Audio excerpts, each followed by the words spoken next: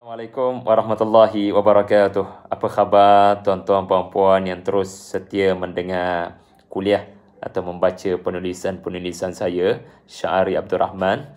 Dan nantikan karya terbaru saya bersama dengan Iman Shopee yang bertajuk Menggapai Bintang.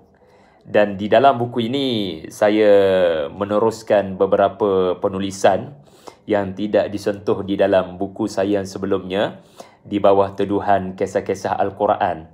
Dan antara yang mendebarkan pembaca sekiranya memiliki buku ini adalah ada beberapa tajuk yang saya sentuh, seperti contohnya kualiti kakak Nabi Musa yang diterangkan di dalam Suratul Qasas, bagaimana 3K yang ada kepada kakak Musa alaihi salam.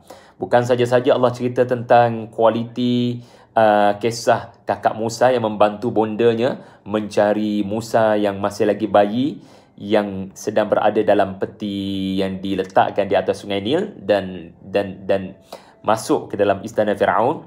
Jadi 3K itu apa dia? Jadi menggapai bintang memberikan jawapan.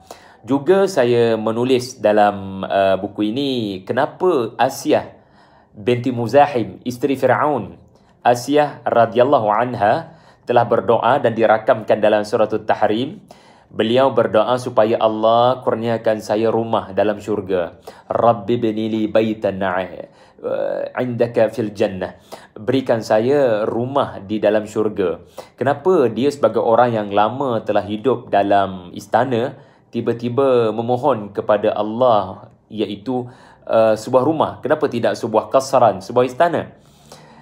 Antara lain yang saya sentuh dalam buku ini adalah kenapa Nabi Musa ada banyak kisahnya di lembah tua yang dia nampak api. Ya, kita sangka ia adalah babak yang berulang, tetapi sebenarnya Allah menggunakan lafaz yang berbeza-beza. Jadi ini antara saya kupas di mana tiada pengulangan di dalam Al-Quran sebenarnya.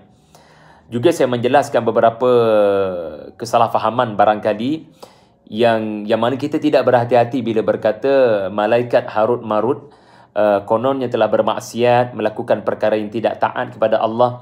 Ya, memang ia ada di dalam kitab tafsir, tetapi sebagai seorang mukmin yang percaya kepada malaikat, la ya'sunallaha ma amarahum, kita mesti menggunakan ayat Quran dalam surah At-Tahrim ini sebagai teras berinteraksi dengan apa jua kisah-kisah mengenai para malaikat, ya, khususnya yang negatif disandarkan kepada mereka. Jadi saya sentuh topik ini.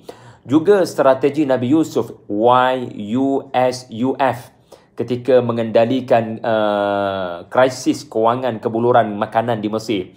Saya juga menyentuh hikmah mengapa Allah sebut, jarang Allah sebut jumlah kaum. Memang tak pernah Allah Ta'ala sebut di dalam Al-Quran berapa jumlah kaum yang para Nabi diutuskan. Tetapi kali ini menarik. Dalam surah As-Saffat tentang Nabi Yunus AS, di mana Allah menyebut dengan jelas jumlah kaum Yunus yang telah beriman selepas beliau meninggalkan kaumnya adalah 100,000 dan ke atas.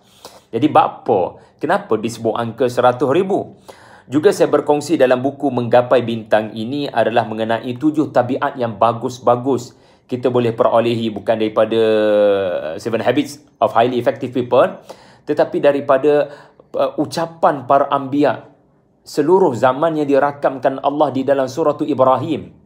Jarang orang baca surah Ibrahim, dan kisah ini kisah yang sangat rare. Dan bila kita mengamati Allah merakamkan ucapan seluruh para rasul, bukanlah bermakna para rasul yang pelbagai zaman ini berucap serentak. Mustahil lah. Tetapi Allah mendatangkan rumusan perjuangan yang sama oleh para anbiya. Dan daripada ucapan yang dirakamkan Allah ini, kita mengeluarkan 7 kualiti yang perlu dilakukan, yang perlu melekat kepada para pendakwah. Juga saya kongsikan 4 kisah dalam Suratul Kahfi yang kita baca malam Jumaat. Rupa-rupanya ada kaitan dengan insya-Allah. Esok kamu nak buat apa, kamu kena kata insya-Allah. Kerana keempat kisah ini ada kaitan dengan mereka tidak jangka esok berlaku begitu. Jadi tuan-tuan puan-puan sekalian, ini antara yang ditulis di dalam Menggapai Bintang. Jadi dapatkan naskah ini, insya-Allah menerusi pre-order. Wallahu a'lam. Assalamualaikum warahmatullahi wabarakatuh.